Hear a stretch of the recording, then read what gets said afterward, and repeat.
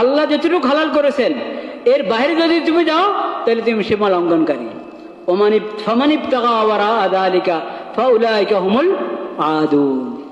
এখন তো দেশে ইউরোপিয়ান নিয়ে এসেছে, সংস্কৃতি নিয়ে এসেছে, দেশে আমদানি করা হয়েছে কি সমকামিতা। লূত আলাইহিসসালাম যে সম্প্রদায়ের নবী ছিলেন তাদের মধ্যে ছিল সমকামিতা, তাও পুরুষে পুরুষে। এটা হারাম কি হারাম না? আল্লাহ কত কঠিন শাস্তি দিয়েছেন তাদেরকে, কত রকমের শাস্তি দিয়েছেন তাদেরকে আল্লাহ তাআলা। এখন এই দেশে নিয়ে এসেছে খালি সমকামিতা না, LGBT, মানে ওটাতে কত পদ্ধতি, মেয়ে মেয়ে ছেলে ছেলে। হারাম কি হারাম না? কত বড় কবিরা গুনাহ, অনেক বড় কবিরা গুনাহ। আচ্ছা, তা না শুধু ছেলে, আল্লাহ বানিয়েছেন তাকে ছেলে, সে দাবি করে সে নাকি মেয়ে। আল্লাহ বানিয়েছেন মেয়ে, সে দাবি করে সে নাকি কি ছেলে। এরকম বানানো মন গড়া মেয়ে আসলে ছেলে, আরেক মেয়ের সাথে সম্পর্ক রাখবে, বলেন নাউযুবিল্লাহ।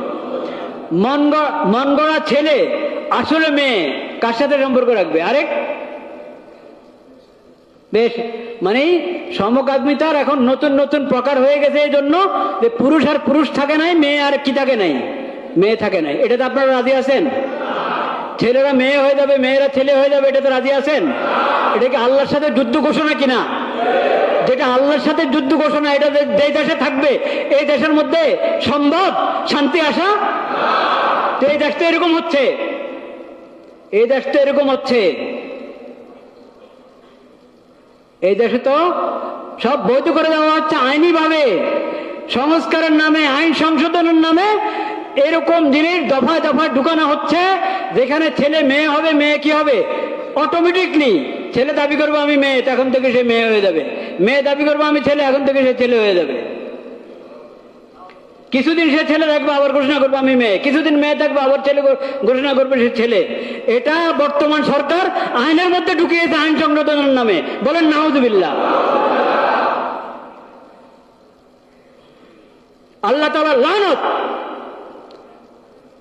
এই সমস্ত লোকদের উপর, যারা জুলাই বিপ্লবের ক্ষমতায় মসনদে বসে ইউরোপিয়ান সংস্কৃতি, যেটা ইসলামের পুরা বিরুদ্ধে, শুধু ইসলামের বিরুদ্ধে তা না, সামান্য মস্তিষ্ক বিবেক বুদ্ধি যারা আছে, বিবেক বুদ্ধি আপনার পরিপন্থী এবং মানুষের সাধারণ স্বাধীনতা পরিপন্থী, এই ধরনের কুফরি এবং বেহায়াপনা জিনিসকে এখানে আপনার আইনের নামে, সংশোধনের নামে, সংস্কারের নামে ঢুকাচ্ছে, এই দেশে ঢুকিয়েছে। আল্লাহ লানত তাদের উপর।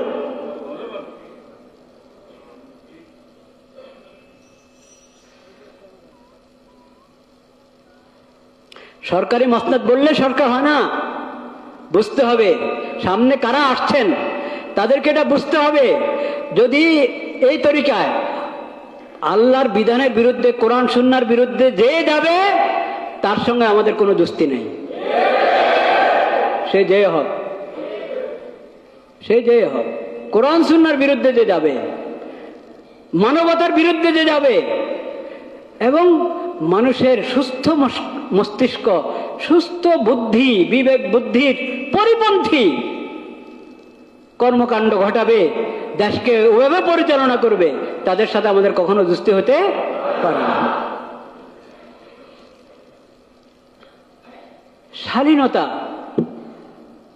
হায়া, লজ্জা সব কিছু বরবাদ করে দিচ্ছে, ভুল ধারণার ইসলাম করছে। এখন দেখেন অষ্টম শ্রেণী 9 এবং 9-10 ইংরেজি বই, দুষ্টামিটা দেখেন। বাংলা বইতে হলে তাড়াতাড়ি ধরা পড়বে হয়তো, ইংরেজি বইতে গিয়ে এই LGBT এগুলা ঢুকাচ্ছে এখানে সিলেবাসের বইতে। আরে সিলেবাসের বইতে শেখ হাসিনা ঢুকাক আর ডক্টর ইউনূস ঢুকাক, যে ঢুকাবে সিলেবাসের বইতে বেঈমানের কথা, বেহায়া এবং বেরাদা অশ্লীলতার কথা, তাদের সাথে আমাদের কোনো দোস্তি নেই।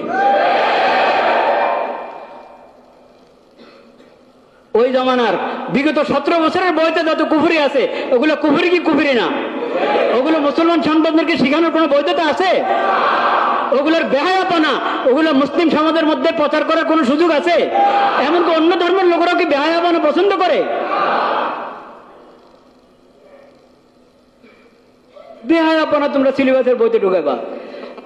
শ্রমিক আইনের সংশোধন করেছে, শ্রমিক আইনের সংশোধন করতে গিয়ে ওখানে এলজিবিটি ঢুকাচ্ছ কেন? শ্রমিক আইনের সংশোধনের মধ্যে শ্রমিকদের হক দেওয়ার ব্যবস্থা করো। শ্রমিকদের কত কষ্ট ওগুলো দূর করছো না, মালিকরা কত পেরেশানিতে আছে ওগুলো দূর করছো না। এখানে ইউরোপিয়ান সংস্কৃতি ঢুকে শ্রমিক আইন সংশোধনের নামে এখানে এলজিবিটি সমকামিতা তুমি ঢুকাচ্ছ। মানুষ তো বেখবর, খবরও রাখে না দেশে কি হচ্ছে। যে সরকার আসবে তাদের কাছে আমরা চাই মানুষের বিবেক বুদ্ধির কি করেন, বিবেক বুদ্ধির এহতেরাম, বিবেক বুদ্ধির এহতেরাম করেন, সম্মান রক্ষা করেন বিবেক বুদ্ধির, মানুষের হায়া এবং শালীনতার লাজ রক্ষা করেন, সম্মান রক্ষা করেন, আল্লাহর দেওয়া শরীয়তের সম্মান রক্ষা করেন, কোরআন সুন্নাহর সম্মান রক্ষা করেন। এটা তাওহীদের মাটি, মুমিনদের মাটি, মুসলিমদের মাটি। এখানে অমুসলিমরাও শান্তিতে থাকবে যদি আপনি এখানে ইসলামের বিধান চালু করেন, নতুবা অমুসলিমরা শান্তিতে থাকতে পারবে না।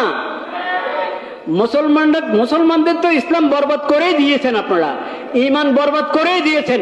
যত ধরনের জালিয়াতি আর প্রতারণা এই পর্যন্ত করা হয়েছে।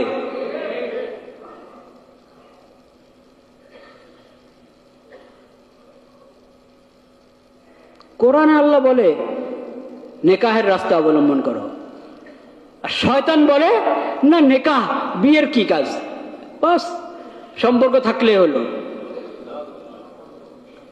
সেই শয়তানের মন্ত্র এটাকে আমাদের সংবিধানে ঢুকাচ্ছ, এটাকে আমাদের আইনে ঢুকাচ্ছ,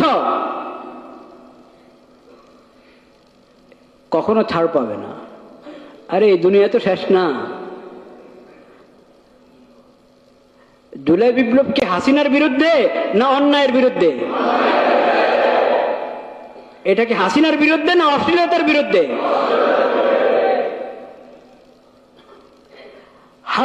হাসিনার বিরুদ্ধে না বেঈমানির বিরুদ্ধে? তাহলে যে বেঈমানি করবে, যে অশ্লীলতাকে আইন বানাবে, পশ্চিমা সভ্যতাকে ইসলাম এবং ইসলামের শরীয়তের পরিবর্তে মুমিনদের উপরে, মুসলিমদের উপরে, মুসলিম দেশের উপরে চাপিয়ে দিবে, তাদের বিরুদ্ধে আরো জুলাই আন্দোলন হবে। জুলাই আন্দোলন কারো কৃতিত্ব না, এটা তো আল্লাহর আদা। এটা জালেমদের বিরুদ্ধে আল্লাহর কি আদা।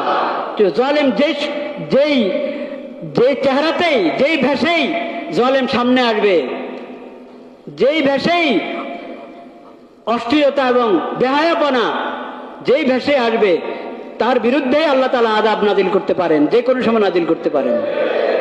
ইন্না আযাব রাব্বিহিম গায়রু মা'মুন, ইন্না আযাব রাব্বিহিম গায়রু মা'মুন। এই কথা মনে রাখতে হবে। আল্লাহ তাআলা আমাদেরকে সহি সমঝ নসিব করেন।